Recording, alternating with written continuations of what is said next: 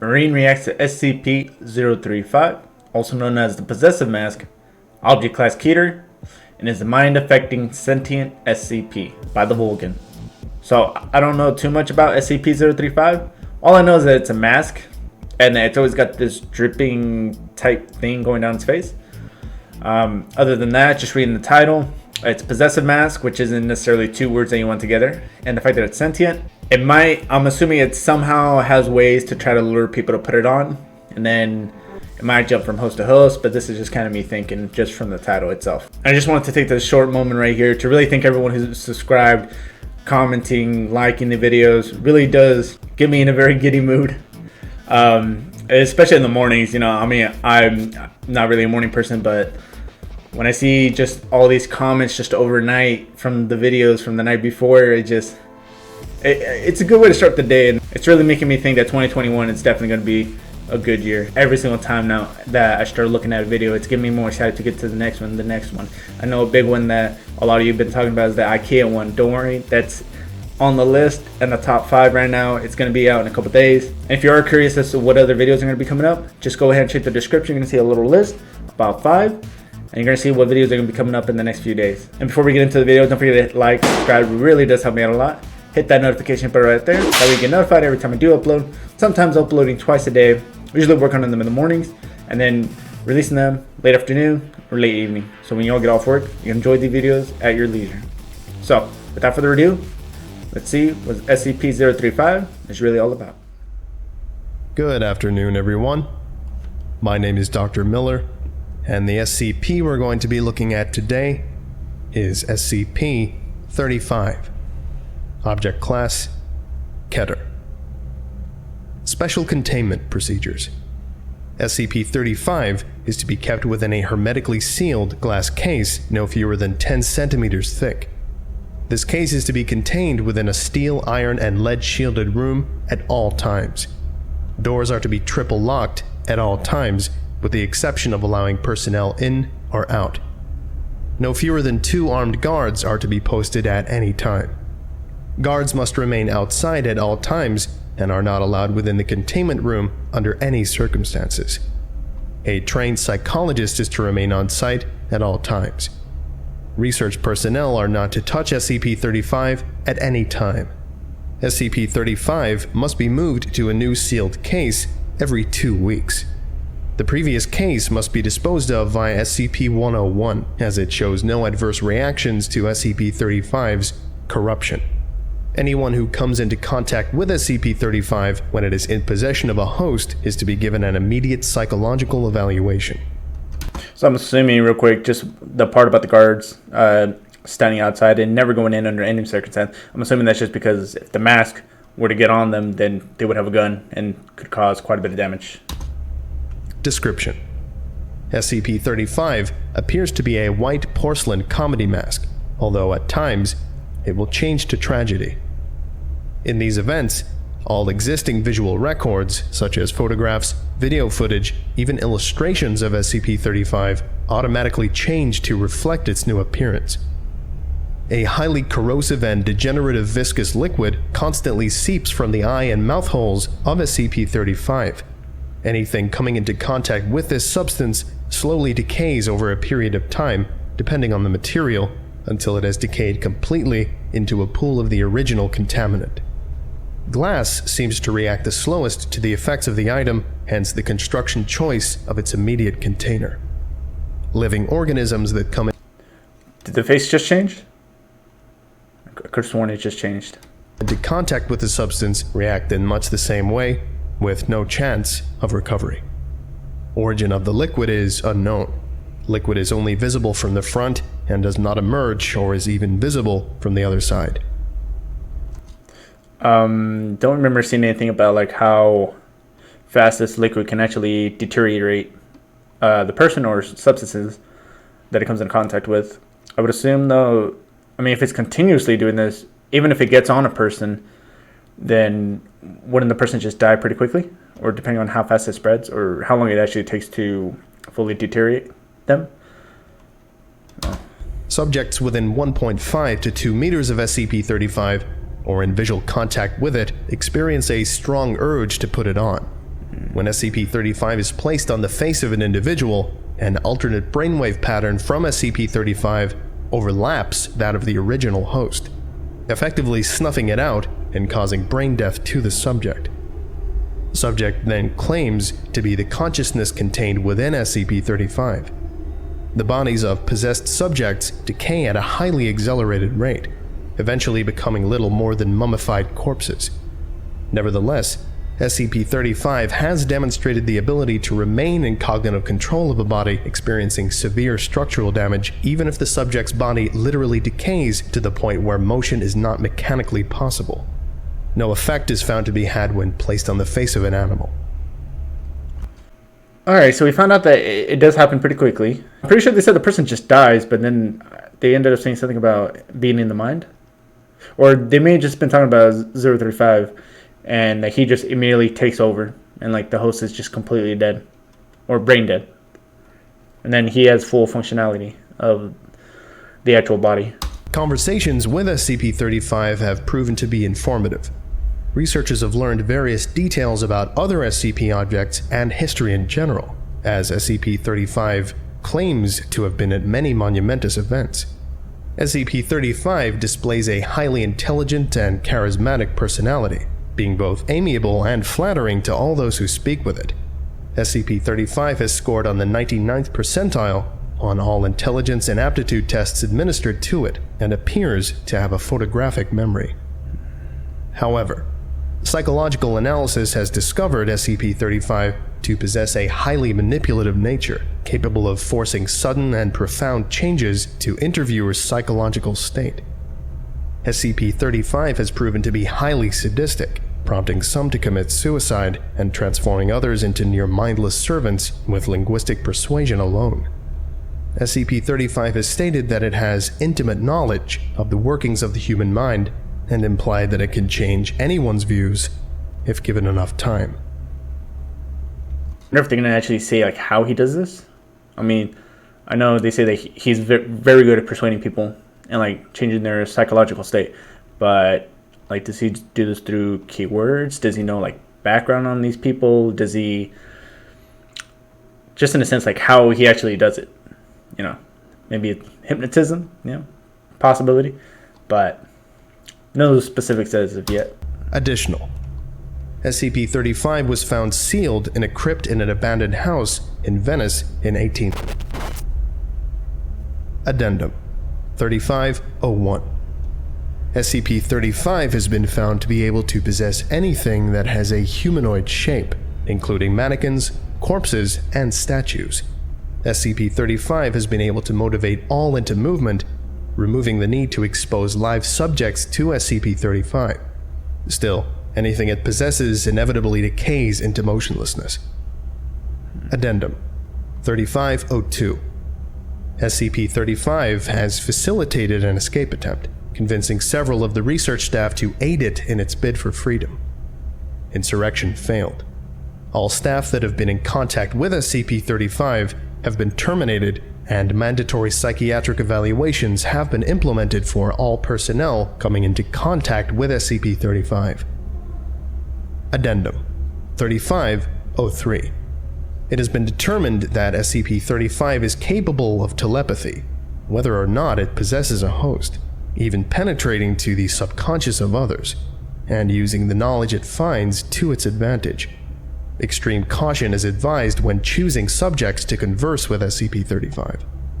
Okay, so this does kind of explain like how he does it, right? Like he, since he has telepathy, that he's able to like read their mind, and he's able to kind of just use whatever, like maybe things that are sensitive to that person at that time to his advantage and persuade them to do what he wants them to do. Okay. Addendum 3504. SCP-35 has expressed interest in other SCPs, most notably SCP-4715 and SCP-682. Dr. has expressed worry that should SCP-35 bond with either, their regenerative qualities would negate its corruption and give it a permanent host. Well, I don't know what the first SCP they mentioned was, but I know 682. That wouldn't be good. Definitely not good. Addendum 3505. After several more escape attempts, after reviewing SCP-35's incident record, High Command has ordered that it be permanently sealed within the facility and prohibited from being allowed any more hosts. Several personnel have protested against this, with some even erupting into violence. As a direct result, all personnel that have come into contact with SCP-35 have been terminated. Going forward, all personnel that deal with SCP-35 are to be rotated frequently, and contact is to be limited, even to its dormant state, to as little as possible. 3506. Personnel within 10 meters of SCP-35 have recently reported feeling unease, stating that they can hear unintelligible whispering. Several others have suffered from severe migraines.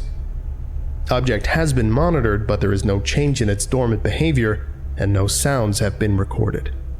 The motion to reinstate SCP-35's host privileges has been brought up once more, if only on a temporary basis, to discover these new changes in the object's behavior. Denied. This could be just 035 trying to use his memory, his little telepathy, to get them to persuade them to give him another host. Addendum 3507. The walls of SCP-35's containment cell have suddenly begun secreting a black substance. Tests on the substance have revealed it to be human blood, although highly contaminated with several foreign and unknown agents. Substance is corrosive, having a pH of 4.5, and prolonged exposure to the walls has proven to be detrimental to their structural integrity. More notably, it seems to be forming patterns on the walls. Several segments seem to be paragraphs in various languages, including Italian, Latin, Greek, and Sanskrit. Translation is pending. Other segments appear to be diagrams depicting ritualistic sacrifice and mutilation, often for the arcane benefit of the person committing them. Several staff members have been shocked to note that all of the sacrifices bear an uncanny resemblance to various personnel and their loved ones, often in conflicting positions. Well, I mean, it'd be obvious to state that 305 has maybe something to do with this, but I believe it's still in a dormant state at this point, according to what they're saying here. But as far as like the languages and the diagrams, the sacrifices, obviously that's something that happened, like that was like kind of more the norm, like hundreds of years ago, right? So that really brings me to the question is how this SCP actually came to be. Was it some kind of ritual, or just kind of like what the origins of this SCP is? Researchers, while in the room examining these newly formed patterns, have complained of hearing loud whispering and high-pitched, unnerving laughter at irregular intervals. Personnel in the section working daily near and around SCP-35's containment unit have suffered catastrophic morale damage, with an all-time high in suicide rates in staff in that area, whether or not they have ever had contact with SCP-35. The only change in SCP-35's dormant behavior is regarding its contained glass case. Degradation of the case has increased to a high degree. Wait, just real quick. So it's saying that with an all-time high in suicide rates in the staff in that area, and even those who didn't have contact with him, is it possible he can persuade people and kind of create like a link to another person as far as telepathy to, I guess, like increase his range in a sense?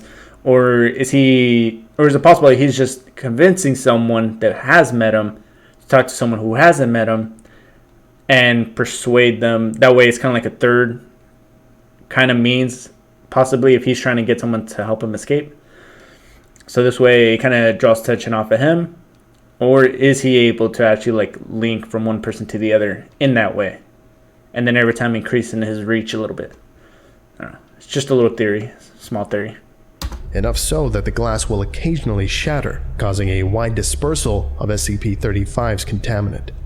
This occurs quite often at the most inopportune times, so far resulting in 6 casualties and 3 fatalities of both research and cleanup staff. Addendum 3508. In light of the mass suicide and homicide of the members of the research team tasked with translating the passages garnered from SCP-35's containment cell, the morale damage in the area, and general loss of staff dealing with SCP-35 to either death or insanity, it has been decided to coat the inner and outer walls of its containment cell with SCP-148, which has proved well in the containment of SCP-132, see Document 132-01, in order to hopefully block out the high levels of negativity being emitted by SCP-35. Addendum 3509. The use of SCP-148 has worked well, causing morale and suicide rates to return to near pre-SCP-35 rates.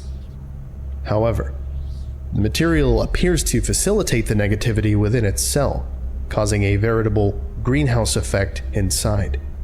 Personnel inside the cell have stated that they feel a heavy sense of dread, fear, anger, and general depression, as well as hearing a constant, nearly inaudible whispering upon immediate entry. A prolonged stay causes severe migraines, suicidal tendencies, heavy hemorrhaging of blood vessels around the eyes and inside the mouth and nose, general hostility to others, and for the whispering to increase to almost deafening volumes, intersected by constant mocking laughter.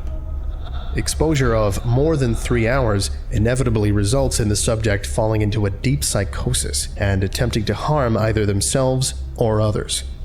Most spoke Latin or Greek, despite the fact that several did not previously know how to speak said languages beforehand.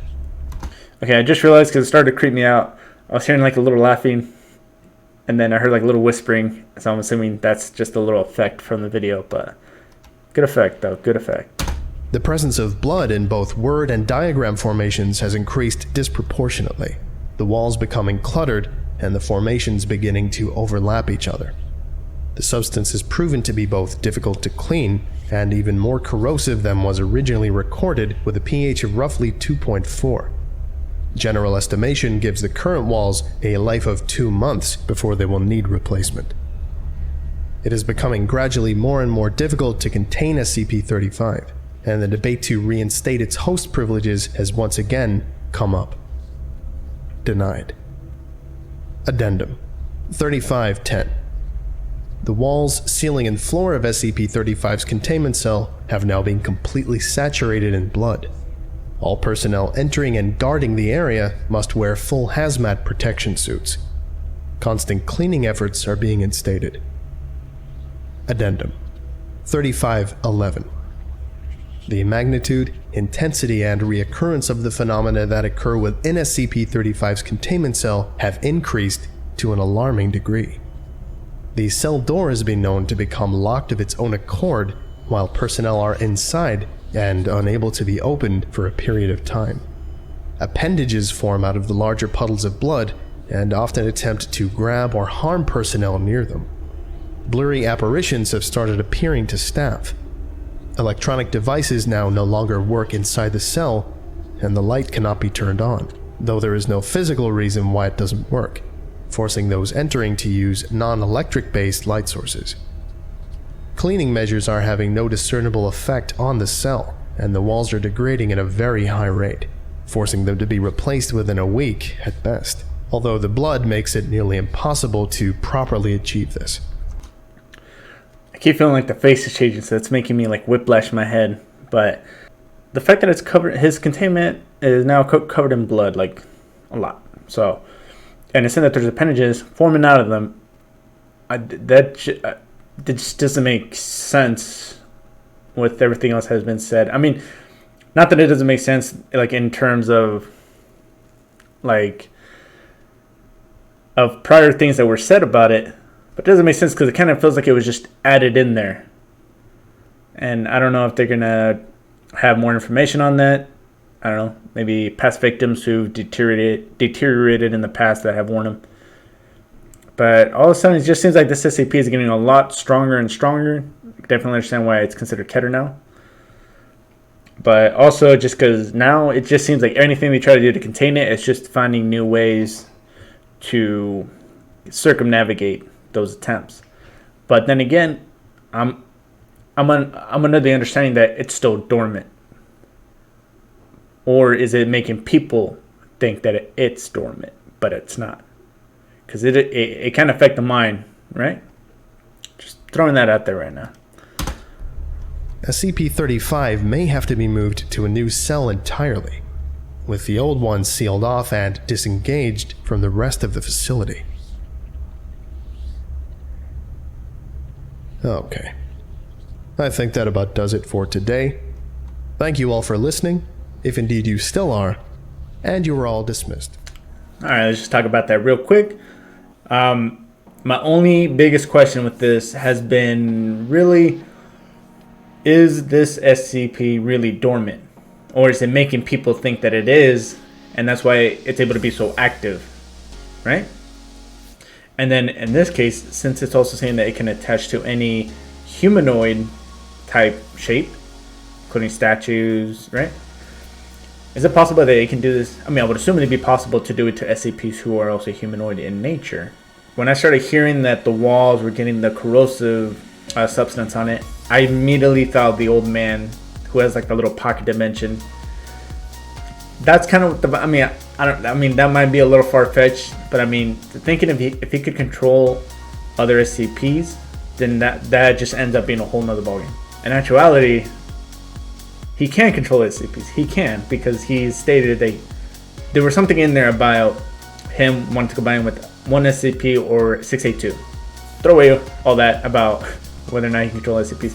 But is it possible he's able to control SCPs also telepathically without having them put him on? Is what I'm trying to say. I'm not really too sure about that. You know, I think it's definitely a possibility. But then again, you know what? Going back to whether or not SCPs can actually, or this mask can actually be put on other SCPs. They say that it may want to combine with 682 because it's expressed an interest in it.